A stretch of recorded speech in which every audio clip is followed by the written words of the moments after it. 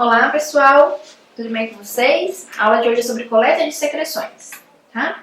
Então aqui é o mapa conceitual da disciplina de hoje, tá bom? Então a coleta, né? Pode ser de sangue, de urina, de fezes, secreções genitais, secreções respiratórias, tá? Então a gente vai ver o quê? Como que elas têm que ser armazenadas, como que deve ser o transporte, tá bom? E como que deve ser descartado esses resíduos, ok? Então vamos lá, primeiramente o paciente chegou até o laboratório para fazer coleta. Então, a coleta da amostra adequada é o quê? É muito importante, porque daqui que vai vir um resultado preciso e de qualidade, tá bom? Então, é fundamental que a orientação clínica correta, tá bom?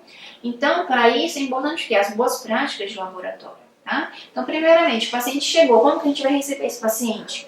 Com simpatia, cordialidade.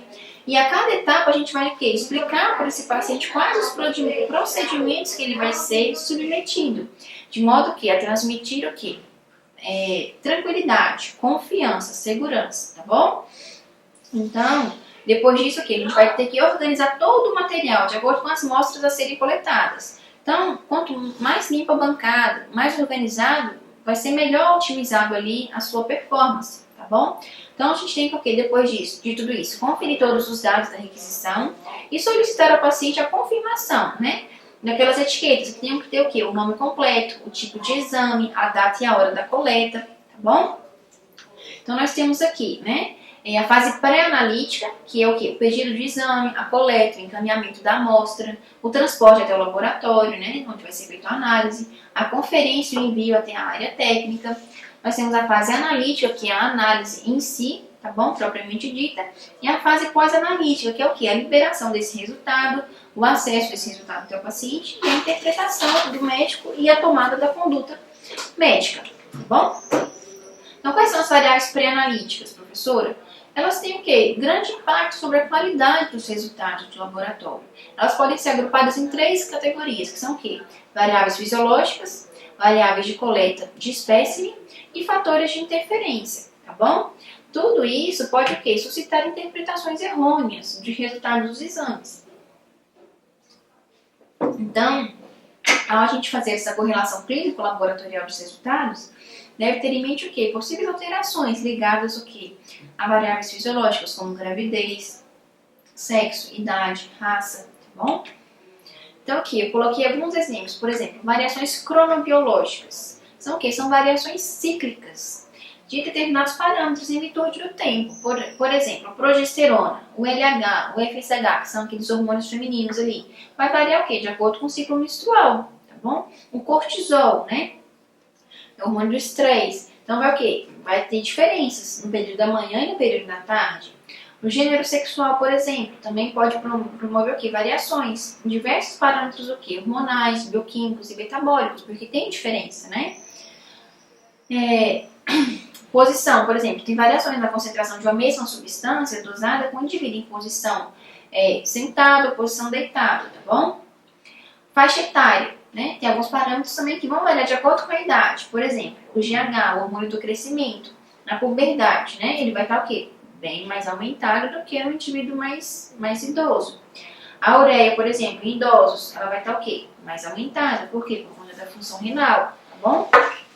O jejum também vai estar interferindo. Por quê? Por exemplo, de 8 a 12 horas, né? Nós temos aqui as refeições. Pode alterar os parâmetros bioquímicos, como a glicemia, a lipemia, o hormônio do crescimento, o GH, o cortisol, a insulina, paratormônio, tudo isso sofre interferências, tá bom? O tabagismo e o etilismo também promove o quê? Algumas diferenças. Por exemplo, fumar promove o quê? O aumento do hematócrito, tá bom? E do volume corpuscular médio também, tá? O etanol também promove o quê? Alterações dos níveis citoplasmáticos, tá bom? Da glicose, dos níveis plasmáticos, perdão. A atividade física, por exemplo, ele vai elevar o quê? Os níveis plasmáticos das enzimas musculares. A pessoa acabou de fazer exercício. O nível dessas enzimas musculares vai estar mais aumentado, tá bom? A gestação, né? Não precisa nem dizer, fica ali tudo alterado, né? Mudanças anatômicas, mudanças fisiológicas, mudanças bioquímicas. Medicamentos também pode promover alterações bioquímicas. Então, tudo isso aqui tem que ser o quê? Avaliado ali no prontuário para que não ocorra nenhuma interpretação errônea daquele resultado, tá bom? Temperatura.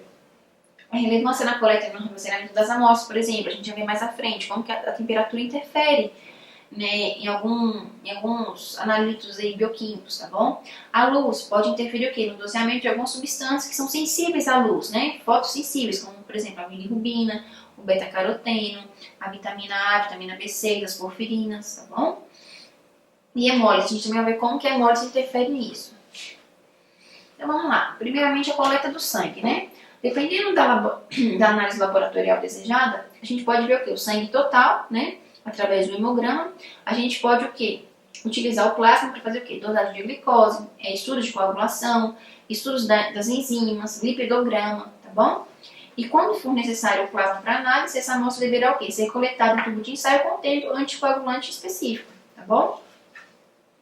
O soro, por exemplo, testes bioquímicos e sorológicos, deve ser coletado em tubo de ensaio vazio, ou seja, sem anticoagulante, para que ocorra o processo de coagulação. E quando a gente quer ver o quê? Componente celular, né? Esse componente celular ele vai decantar ali, vai se depositar no fundo do tubo e os diferentes elementos do sangue vão ficar o quê? Em níveis distintos, em níveis diferentes, conforme as suas densidades. O mais pesadinho fica embaixo, o mais levinho fica em cima, tá bom?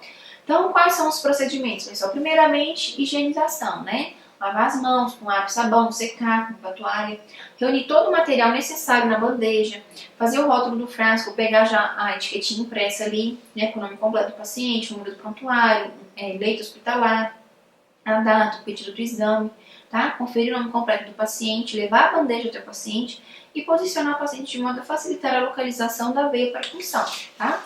Então, eu coloquei esse esqueminha aqui para vocês, tá bom? Como eu já falei, né, higienizar as mãos, utilizar primeiramente o torniquete para facilitar o acesso venoso, então a gente coloca aqui o garrote, né, ele deve ser posicionado em torno de 4 centímetros acima do local a ser funcionado, tá bom? Preparar todo o material, como eu já falei, já tem que estar preparado na verdade, né, aqui está com o número 3, e depois de fazer aqui esse garroteamento, realizar a asepsia do local, né, limpar ali o local, e esperar dar uma secadinha para evitar hemólise, né, e dor no momento da punção. Em seguida, o que? Vai puncionar a veia, tá? Inserindo a agulha com o bisel para cima, tá bom? Com um ângulo em torno de 30 graus. E aí depois vai inserir o primeiro tubo e após o início do fluxo vai aliviar a tensão do torniquete, né? Quando já terminou isso, ele vai aliviar a tensão desse torniquete e vai retirá-lo, pedindo que o paciente abra a mão, tá bom? Se ficar naquela pressão muito forte, não pode provocar hemólise. Tá? Daí você vai o quê? Homogeneizar os tubos com inversão completa. Então o tubinho tá aqui, você vai fazer isso aqui para poder o quê? Misturar com anticoagulante, se for o caso, tá bom? E realizar a troca sucessivamente aqui, conforme a tabela. Eu coloquei abaixo, tá bom? Depois da coleta do último tubo, você vai remover o conjunto, né? A agulha adaptador. Vai estancar o sangue com a remoção da agulha, né? E colocar aqui uma gazezinha, promovendo o quê? Uma pressão naquele local. E vai instruir o paciente o quê? Sobre os cuidados a serem tomados após a coleta. E fazer todo o descarte do material em local apropriado, que a gente já vai ver, tá bom? Então, quais os cuidados? Não vamos reencapar a agulha, pessoal. Tirou, não reencape a agulha, porque o risco de você errar ali a direção e acabar se furando, se contaminando com o sangue de paciente, né? É grande. Então, não reencape a agulha, já joguem ela num descarte de pérfuro cortante. Tá bom? Retire as luzes de procedimento, coloque em lixo apropriado, que a gente também já vai ver mais à frente, tá bom? Deixe o paciente confortável, higienize as mãos novamente com água e sabão e envie o material ao laboratório, juntamente com o pedido, o mais rápido possível, tá bom? Então, como eu falei, né, o garrote deve ser colocado em torno de 4 centímetros acima do local a ser funcionado. O fluxo arterial não pode ser interrompido, tá? Por esse garroteamento, ou seja, não pode ficar muito apertado. Tá bom? E essas veias, elas são o quê? Facilmente acopladas, pessoal. Porque elas são firmes, são elásticas e são diferenciadas dos tendões, tá? Então não tem como confundir. Então, os resultados, para serem confiáveis, o quê? Determinação de enzimas, proteínas, hormônios, né? Para isso, a coleta, o manuseio e o transporte tem que ser feito da maneira correta, tá? E algumas condições, são algumas condições para que nessa coleta que podem refletir nos resultados esperados, tá bom? Por exemplo, quais são esses problemas? Por exemplo, estase venosa. fez ali o garroteamento muito demorado ou muito apertado, isso vai provocar o quê? A sensibilização dessas membranas biológicas. Em razão que da hipóxia, faltou oxigênio ali, vai liberar fosfatases ácidos no interior dos eritrócitos e vai dar alteração no nosso resultado. Coagulação, por exemplo, a separação do soro e do plasma deve ser feita o mais rápido possível. Por quê? Porque a coagulação provoca a desintegração dos eritrócitos e das plaquetas, podendo contaminar a amostra com as enzimas, ok? Lipemia, o soro ou plasma, né, muito turvos, a lipemia é muito intensa, pode provocar turbidez na reação enzimática e, consequentemente, um erro fotométrico, tá bom? Utilização de anticoagulantes, o soro é o material de escolha para as dosagens enzimáticas no sangue, tá? Assim, a gente tem que utilizar o anticoagulante correto. Eu coloquei um slide aqui que a gente vai falar um pouquinho sobre isso. Por quê? Porque senão pode provocar erros na inibição enzimática. Por exemplo, nós temos aqui o oxalato, citrato de sódio, DTA, que vão estar o quê? Inibindo a amilase. Então, se a gente quer dosar a amilase, como que eu vou colocar um anticoagulante que inibe a amilase? Não tem como, né? E a hemólise, pessoal, a gente tem que tomar muito cuidado com a hemólise. Por quê? Porque não se deve utilizar amostras hemolizadas para dosagens enzimáticas, porque esse conteúdo citosólico dos eritrócitos, né, o conteúdo ali do citoplasma, vai contaminar a amostra, causando alterações nas dosagens que a gente quer ver, tá bom? Por exemplo, pode liberar a fosfatase ácida, né, exige grande quantidade no interior dos eritrócitos, pode promover o quê? A inibição das lipases pela presença da hemoglobina, muitas coisas podem acontecer. Então, beleza, coletamos o sangue do paciente, né? Já liberamos o paciente, vamos lá. O que deve acontecer? O tubo deve ser mantido em posição vertical, para que a coagulação e a retração do coágulo, para que aconteça a coagulação e a retração do coágulo, né? Então, tá ali, decantou, tá? Mais ou menos em torno de 30 minutos. Isso aqui é importante fazer isso aqui antes de centrifugar, porque para evitar a hemólise, tá bom? Depois que aconteceu isso aqui, a gente vai levar para centrifugação, em torno de 10 minutos, né? De 2.500 a 3.000 RPMs, tá? Então, isso aqui é o padrão, mas pode ser que em cada laboratório que vocês estejam trabalhando tenha ali um COP próprio para aquilo ali, tá bom? Então, depois dessa centrifugação, a gente vai manter o quê? Os tubos com gel separador refrigerados em torno de 10 a 8 graus Celsius, tá bom? Então, quando a gente centrifuga, tem aqui, tá? O plasma, as células vermelhas, tá bom? Aqui nessa interface formam o quê? As células brancas e as plaquetas. E o gelzinho separador, né? Que não está mostrando aqui na figura. Então, tem vários fatores interferentes que são relatados na literatura, como, por exemplo, o tempo de contato muito prolongado do soro com as células, a existência de hemólise em grau variado, hemoconcentrações causadas por evaporação, né? Temperatura incorreta de armazenamento da amostra, transporte incorreto, uso incorreto de anticoagulantes, de aditivos. Então, a gente tem que minimizar o máximo aqui todos esses fatores interferentes, tá bom? Então, a temperatura. Qual a temperatura, professora? A temperatura tem um impacto muito importante na viabilidade da amostra, tá? A gente considera como temperatura ambiente a temperatura em torno de 22 a 25 graus Celsius. Os parâmetros aqui, eles vão sofrer alterações variáveis sim, tá? Elevando ou diminuindo de acordo com a temperatura em que essas amostras foram armazenadas. Qual é a temperatura para a refrigeração dessa amostra sanguínea? Em torno de 2 a 8 graus Celsius, tá bom? Por quê? Porque nessa temperatura ocorre o quê? Inibição do metabolismo das células e estabilização dos constituintes termoláveis, ou seja, sensíveis à temperatura, tá bom?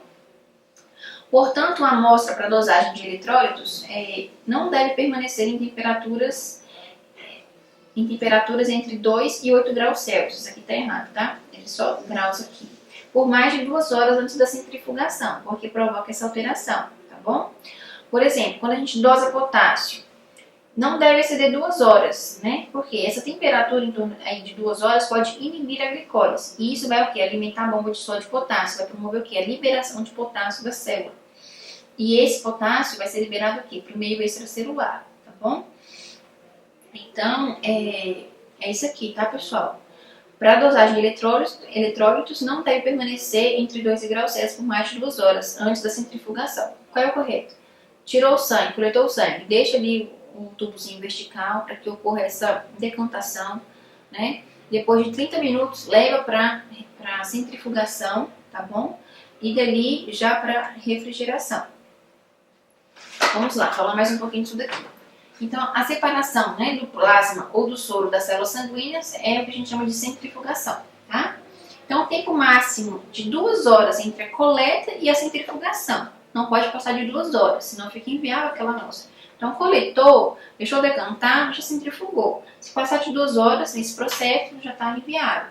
Por que tem que ser até 2 horas? Para evitar interferências no potássio, no hormônio adenocorticotrófico, tá bom? Que é o ACTH, nos hormônios cortisol, catecolaminas, ácido lático, como cisteína, tá bom? Então tem que ser até 2 horas. Alguns parâmetros não sofrem interferências, tá? Quando não se atende esse prazo de 2 horas. Quais são esses parâmetros que não sofrem essa interferência? A albumina, fosfatase alcalina, né? A TGP, que é a enzima hepática, a bilirrubina, cálcio, colesterol, CK total, creatinina, magnésio, fósforo, sódio, proteína total, triglicéridos, hormônios da tireoide, né, o T3 e T4, a ureia, ácido úrico. Esses aqui não sofrem interferências nesse prazo de 2 horas, tá bom?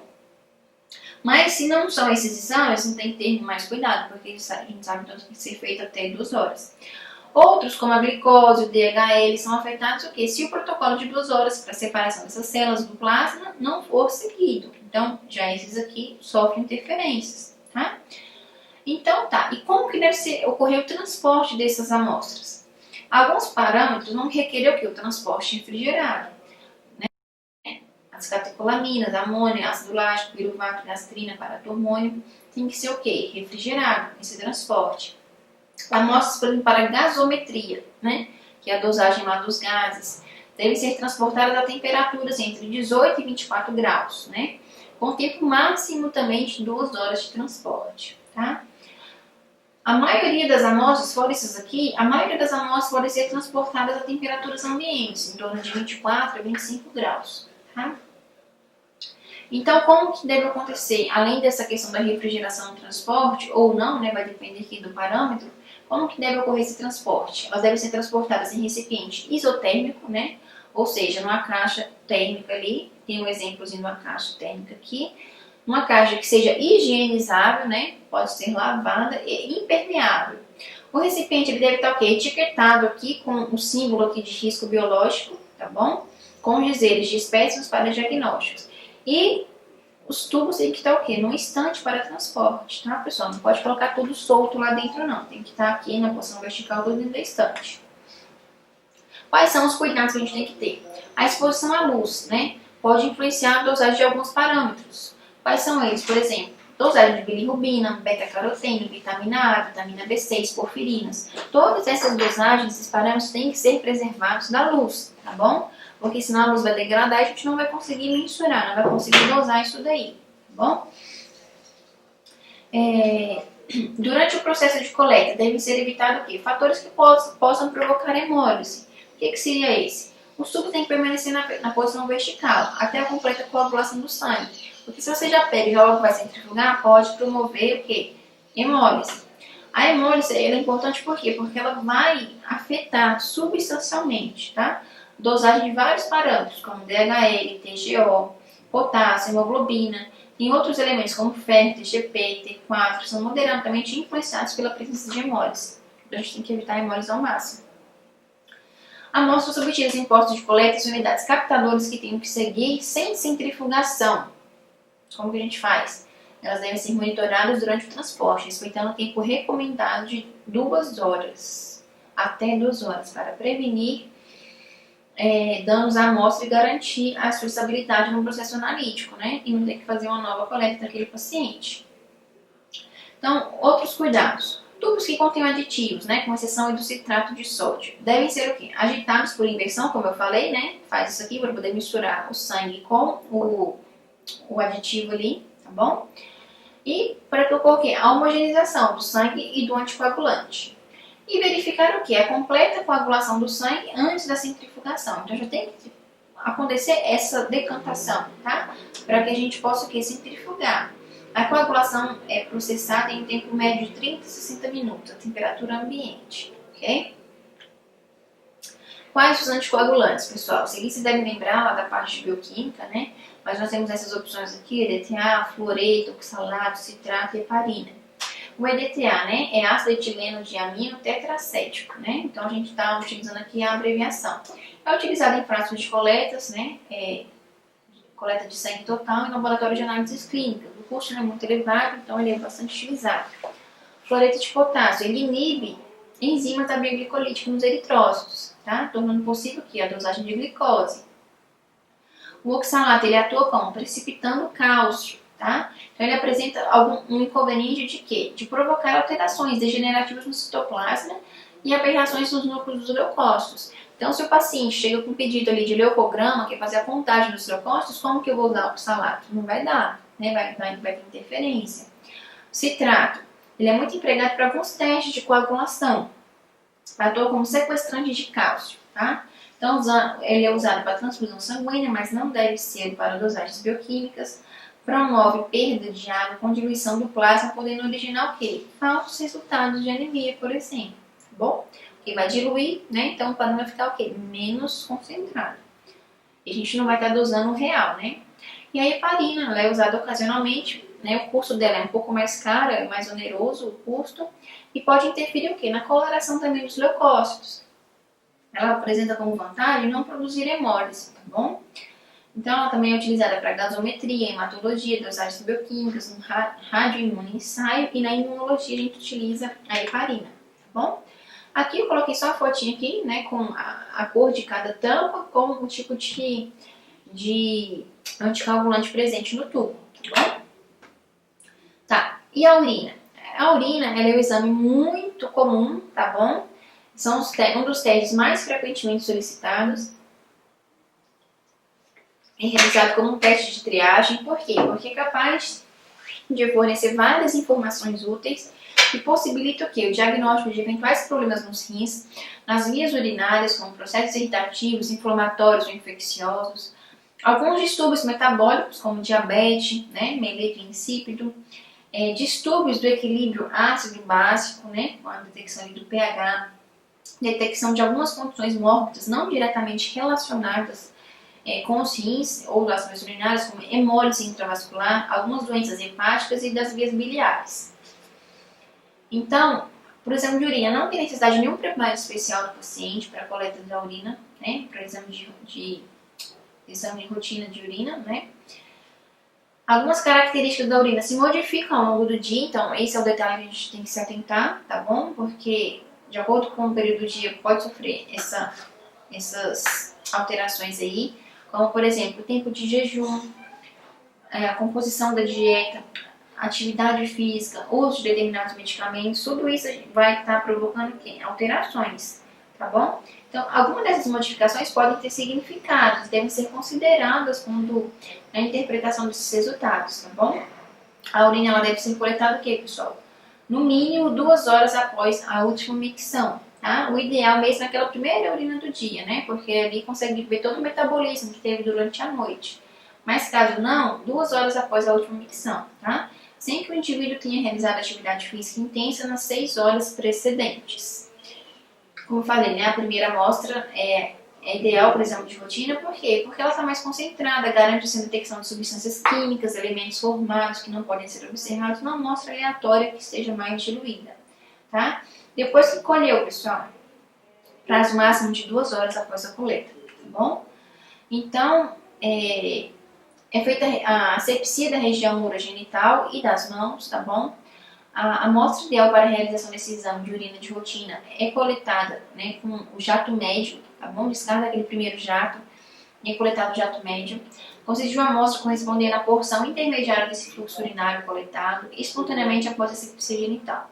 As amostras devem ser etiquetadas com o nome do paciente, o número da identificação, a data e a hora da coleta e o tipo de material coletado.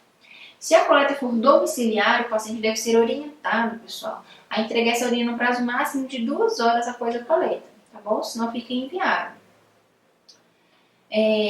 Como que deve ser o armazenamento dessa urina, pessoal? Como é um exame muito frequente, né? E às vezes não é tão valorizado assim a questão do armazenamento, mas a gente tem que ficar muito atento à questão do armazenamento para não tornar inviável aquela urina ali, tá? Então, como eu falei, né? Com frequência implica no descuido do manuseio da amostra de urina, então a gente tem que se atentar. Por quê? Porque se não for armazenado da maneira correta, pode gerar o quê? Mudança na composição da urina, não só em vivo, mas também o quê? In vitro, exigindo a adoção de procedimentos de transporte e manuseios corretos, tá bom? Então, após a coleta, a urina deve ser entregue imediatamente ao laboratório e testada dentro de 2 horas. Caso não consiga fazer essa análise dentro do prazo de 2 horas, o que tem que acontecer?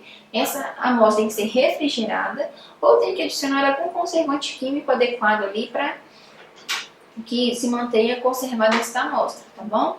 Em nenhuma eventualidade, essa urina ela deve ser o quê? Congelada, tá? Porque lembrando que tem água, a água quando congela expande, então vai promover ali várias destruições de ligamentos figurados presentes, vai inviabilizar o exame microscópico e vai falsear também vários dados bioquímicos da amostra, então não pode se congelar a urina. Ou a gente refrigera, tá? Ou a gente coloca um conservante.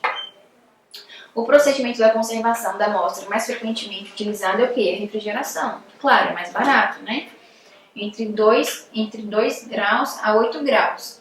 Essa refrigeração é boa por quê? Porque ela vai diminuir o crescimento e o metabolismo de bactérias, tá bom?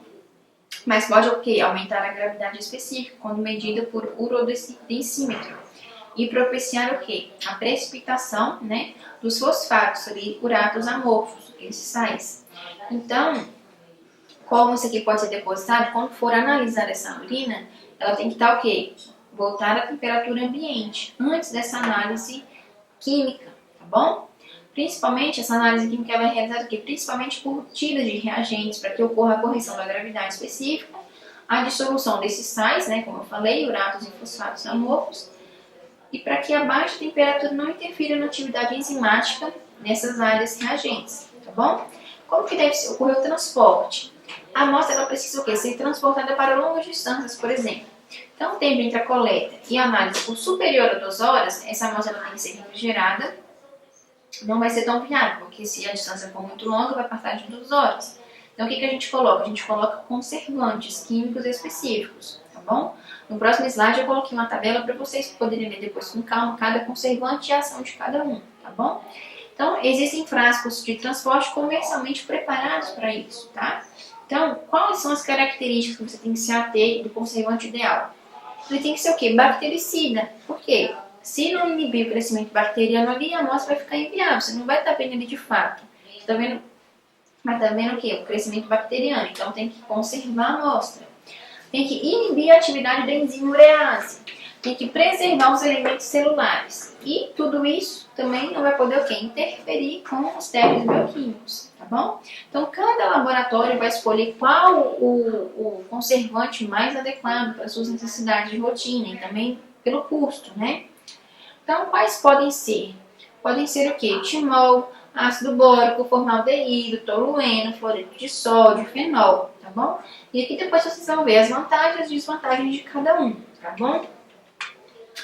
Tá, então falamos do sangue, falamos da urina, então as fezes, né? As fezes elas podem ser in natura para cultura, tá bom? Ou seja, de uma forma natural, tá? Então a gente coleta de 1 a 2 gramas em frasco limpo, seco, de boca larga e com tampa de rosca, né? Para que não ocorra contato com o ar do ambiente, para que não ocorra contaminação. E até 1 hora após a coleta, a temperatura ambiente ela deve ser analisada. Qual a outra opção? Né? Usar um suave fecal com Carrie Blair, né? Que no caso é o meio. Então também coleta de 1 a 2 gramas de fezes em frasco limpo e seco. Mergulha o suave do frasco, né? Contendo as fezes, dando preferência às partes muito purulentas e com sangue, por exemplo. E a seguir introduzir no meio, né? O meio Carrie Blair, de modo que não deixe sobras de material na superfície do meio, porque esse meio vai ajudar o quê? A conservar, tá bom?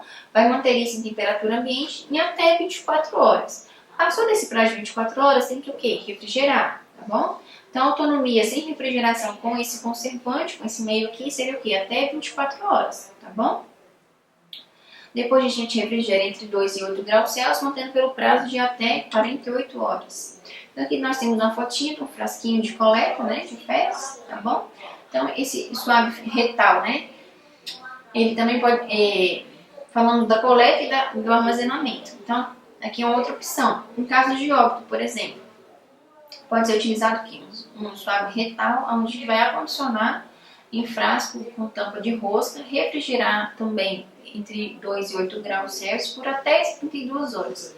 Se passar desse prazo, não conseguir analisar para liberar o atestado ali de óbito, tem que fazer o quê? Congelar a amostra, tá? A menos 20 graus Celsius.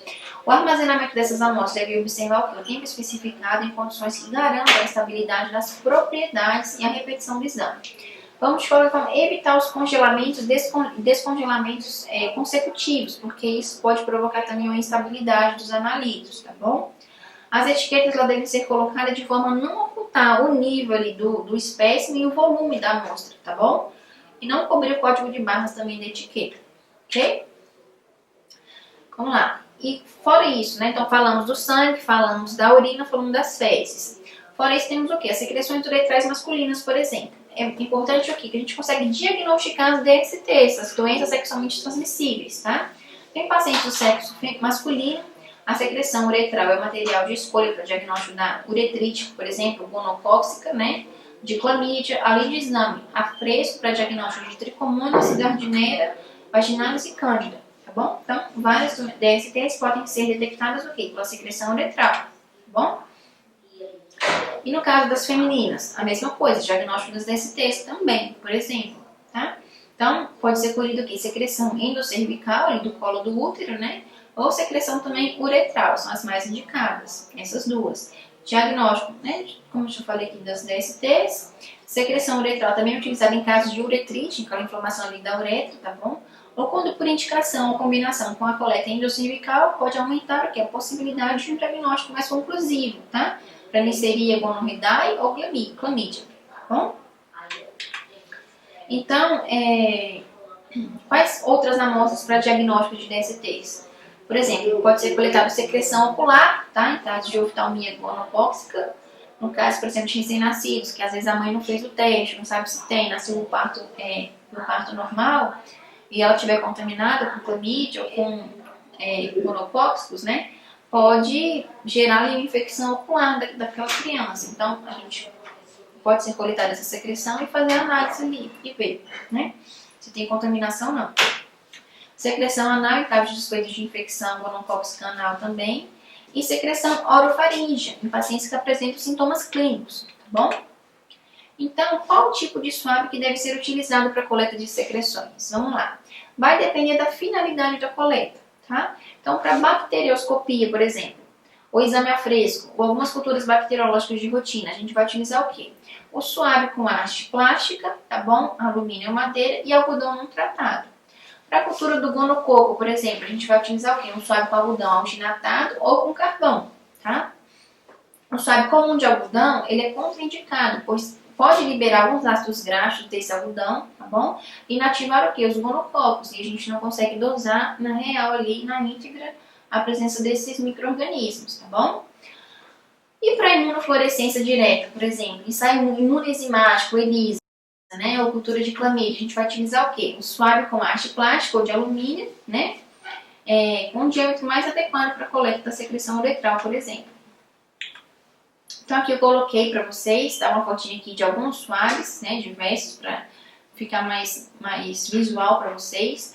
E a gente não pode utilizar o suave tratado com carvão na coleta de amostras para clamídia, pois que o carvão pode deixar resíduos que vai dar dando interferência na qualidade dessa amostra. Então, como que a gente coleta, por exemplo, a secreção uretral masculina, tá? A gente vai colocar uma gota de solução salina sobre uma lâmina previamente já identificada e limpa, tá bom? Pedir para o paciente retrair o prepúcio e certificar que a uretra esteja reta, tá bom? Introduzir o suave por cerca de 2 centímetros no canal uretral, atravessando a fossa navicular, tá? Essa fossa navicular é uma porção da uretra anterior, ou seja, mais na pontinha, tá bom? Distante de 2 centímetros do meato uretral externo. Girar o suave para poder absorver essa secreção no suave e colocar essa secreção sobre a salina, a lâmina, fazer uma pequena homogeneização ali e colocar uma lamínula por cima para que não aconteça contaminação com ar externo, tá bom? Isso para análise a fresco. Ou a gente pode pegar esse suave e colocar já no meio de cultura apropriado. No caso da coleta de secreção uretral feminina, o princípio é o mesmo, tá, pessoal? Mesma coisa, introduzir 2 centímetros, girar para coletar a amostra e colocar num suave com meio de cultura ou colocar em solução salina em cima da lâmina. E no caso de coleta endocervical é mais realizado por médicos ginecologistas mesmo. Então aqui, as coletas de secreções para doenças infecciosas, né? Essa coleta ela deve ser realizada usando técnicas bastante assépticas para garantir toda a esterilidade da amostra e evitar o quê? Contaminação por outros micro-organismos, por outros fluidos corporais, tá bom? Utilização de equipamentos estéreis, tomando as devidas precauções durante o processo. Lembrando que a sobrevivência das bactérias em um meio de transporte vai depender de vários fatores. Se a gente está querendo ver fatores infecciosos, tem que ser um meio correto, apropriado para cada bactéria que a gente está querendo analisar ali, tá bom? Então, o que vai interferir? A temperatura do armazenamento, o tipo a ser analisado, a biomassa da bactéria na amostra e a formulação do meio de cultura utilizado naquele transporte, tá? Então, o que acontece? Nós temos aqui o suave com meio de cultura, tá? Vamos lá. Eles oferecem uma alternativa para realizar o quê? Esses procedimentos de coletar e ser conduzido até o laboratório, até o local onde vai ser analisado, tá bom? De uma forma mais segura e mais fácil, garantindo assim a adequada conservação da amostra. São frequentemente utilizados na coleta de amostras de feridas, com o objetivo de diagnosticar infecções, identificar o perfil de sensibilidade aos antibióticos, né? Fazer aquele antibiograma. Também para detectar ali qual micro-organismo que está naquelas lesões abertas é o mais comum, tá bom? Também empregado para coletar o quê? Material de ouvido, material de nasofaringe, né? E de orofaringe, né? Orofaringe, a nasofaringe aqui, e secreção vaginal, tá bom? Então, como que a gente realiza a coleta com suaves em meio de transporte? Primeiro a gente vai abrir a embalagem, expondo a tampa, segurar a tampinha aqui do suave para coletar a amostra, coletar com a ponta estéril do suave. Então, essa pontinha você não pode encostar em lugar nenhum, a não ser no local onde vai ser coletado, para que não haja contaminação, tá bom? Depois você vai remover a tampa aqui do outro tubo onde vai estar o meio de cultura. E aí você vai inserir o suave com a secreção, com a amostra, dentro desse tubo com meio de cultura e vai fechar bem esse tubo com suave, tá bom? Vai gravar as informações necessárias na etiqueta do tubo de transporte e enviar ao local de análise, tá bom? É importante lembrar que devem ser utilizados de acordo com a amostra a ser coletada e os micro-organismos que se pretende pesquisar. Eu trouxe aqui alguns exemplos para vocês, né? Então tá aqui, né, a figurinha mais nítida para vocês verem aqui o tubo com meio de cultura e o suave com a amostra coletada. Então, o suave de coleta e transporte com meio de cultura ENS, tá bom? É o transporte de amostras clínicas com suspeita de conter bactérias anaeróbias, ou seja, bactérias que não se dão bem com oxigênio, tá bom? Suave para coleta e transporte com meio Stuart indica a anaerobiose, ausência de oxigênio. É um bom conservante de micro-organismos patogênicos do trato superior, né? E entéricos, como salmonella, shigella, pneumococcus, haemófilos, tá bom? Aqui, com meio ENS com carvão, por exemplo. O carvão vegetal absorve as toxinas produzidas por alguns tipos de micro-organismos, como os pseudomonas aeruginosa, Neisseria, Streptococcus, entre outras. Suave para coleta de transporte com meio Carey Blair, né? Indicado para o transporte e preservação de amostras em fezes para cultura, tá bom? Coleta de secreção ocular, como que a gente faz? Primeiro a gente vai limpar a área externa do olho com a gase estéril, tá bom? Afastar a pálpebra e limpar a secreção acumulada nos cantos do olho. E coletar o material dentro da conjuntiva ocular e com auxílio de um suave, delicadamente, colocando ali no cantinho e fazendo essa coleta, tá bom? Como que deve ser esse transporte, pessoal? Essas amostras para exame a fresco podem ser transportadas? O que vocês acham? O exame a fresco deve ser realizado imediatamente no próprio local de coleta, tá? Porque o transporte e a demora vão alterar a sensibilidade do método. E como que a gente vai transportar a amostra para exame bacterioscópico pela técnica de Gram, por exemplo?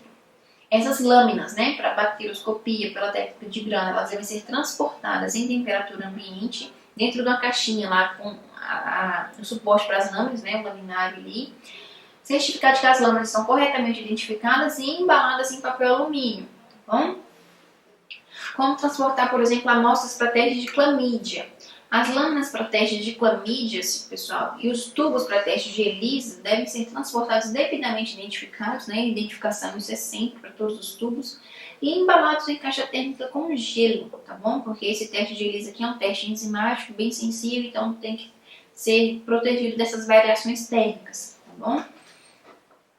E como transportar matéria colhida, por exemplo, para gonorreia, né? Para teste micro-organismos que provocam gonorreia. As amostras devem ser conservadas em meio de transporte EMS, né? E ser transportadas devidamente identificadas em caixa térmica à temperatura ambiente, tá bom? Como que nós fazemos as coletas de secreções de orofaringe, né? Então tá aqui a boca do paciente e o suave, né? Por exemplo, a pesquisa de streptococcus, piogenes, pesquisa de difteria, tá bom? Micro-organismos que provocam difteria, né? Então, em um local bem iluminado, a gente vai pedir o quê? Para o paciente engolir a saliva, coletar o exudado tonsilofaríngeo com auxílio de um abaixador de língua, né? Então, vai abaixar ali a língua do paciente. E com um suave estéreo, a gente vai o quê? Friccionar firmemente o suave contra a parede posterior da faringe, tá bom? Pressionar ali do paciente, né? A tonsila direita, a tonsila esquerda, especialmente sobre as áreas com pus, tá bom? E daí a gente vai o quê? Retirar o suave, evitando tocar na úvula, né? Que ela identifica ali no meio ali da garganta, né? A úvula. Evitando tocar onde? Na língua, nos lábios, em qualquer local, para evitar contaminação com microbiota que está ali, normalmente aqui na boca, tá bom? E assim a gente faz a coleta dessa secreção aí de orofaringe, tá? E secreção de nasofaringe, pessoal? Vai entrar aqui, ó, pelo nariz, tá vendo aqui pelas fossas aqui nasais, tá bom? Para pesquisa de coqueluche, pesquisa de vírus respiratórios, pesquisa também de difteria, tá bom? Então, o material aqui da nasofaringe, né? A gente vai coletar esse material introduzindo o swab de algodão, tá bom? Alginatário estéreo de haste flexível na cavidade nasal o mais profundamente possível. E produzir movimentos giratórios suaves, tá bom? Esse aspirado aqui, ele é basicamente realizado em unidades sentinelas do Ministério da Saúde, tá bom? Mas o princípio é o mesmo, a diferença é que tem aqui uma fonte aqui a vácuo, onde vai promover o quê? Essa aspiração aqui dessa secreção, desse muco, tá bom? E também existe a coleta com suaves combinados. Como assim, professor? Tem o suave nasal e o suave oral. Então, pega os dois e coloca os dois no mesmo frasquinho, tá bom? Então, o objetivo é colher um esfregar de células e de células e de secreções não nasais, né? Então, obter aqui uma secreção de células, introduzir o suave na cavidade nasal do paciente, tá bom? Cerca de 5 centímetros, direcionando para cima, na direção dos olhos, com uma angulação mais ou menos de 30 a 45 graus. Aqui também tá errado, é só graus aqui, tá bom? Em relação ao lábio superior. Coletar essas amostras de ambas as narinas e da orofaringe, tá bom? Utilizando um suave para cada sítio, ou seja, vamos ter 3 suaves, um para cada narina e um para orofaringe. Coletar essas 3 amostras por paciente com 3 suaves diferentes. Após essa coleta, a gente vai condicionar os 3 juntamente no mesmo frasco, contendo, né, o meio aqui, previamente descongelado e que deve estar em temperatura ambiente, tá bom? Tampar o frasco contendo suaves e identificar cada tubo com uma etiqueta, tá? Em letras de forma, com o nome do paciente, a data e a hora da coleta, tá bom? Então aqui, ó, temos aqui o tubo, tá vendo? O suave, colocou aqui os 3 suaves imersos no mesmo meio, lacrou aqui a tampa, tá? Então o tubo com suave eles devem ser embalados individualmente, né? Em sacos plásticos, então cada tubo no saquinho, tá? Em saco plástico com zíper.